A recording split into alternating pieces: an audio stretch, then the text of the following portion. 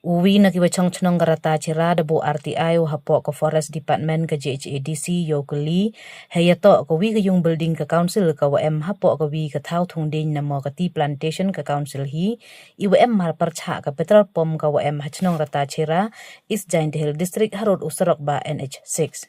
He jubab ya ke RTI wada da Chief Forest Officer waman le kamu PIO da ong wum chem de u ya ki kot kislah po ke office kat wathu le wada wir ki file he to we ni. Ini jubab da pen khriat I ya u ya le RTI u wada kylli kat wan ilud isep wachna ya gani ke yung kat wan ngut ki wakre na mo ki officer wada bo yo kre ha gani ke building wa ki vide. Nei liang u ya le RTI da suba wa ye uman wa em ke bamto he to wa gani ke building na do ke poisa wada pelut iwa penman wa jubab wada wir ke file. Kamte debu ya ke first appeal ha ke appellate authority ke JHADC yodo wa ya jubab ya gani ke RTI nei baha irukom jubab man ko percha ya ke an we eda wom ye wo bo de miat we wo penlum pelang ya ki kot kisla le man ko percha ya ke an wo kontai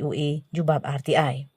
Kat kama man kat te kani ke yung building ke wada klem de pen krek kam to ke wada kala kam ke thau di kiat di drugs wa ke thau le ya ki kam klem akor. Kam tene liang we le RTI da kentu ya ke JHADC wo chimkhia go ye ni de wa pen krek kam ya ke ni ke building mto duo pelut ya ke poisa pat ba ke khubor da pten biang ko hadin ini pen bana watbian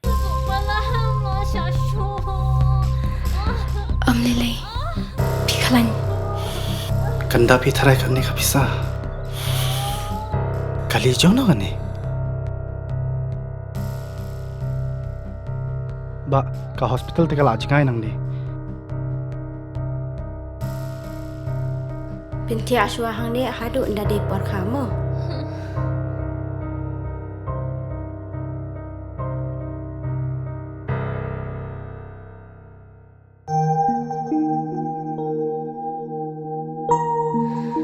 what was letan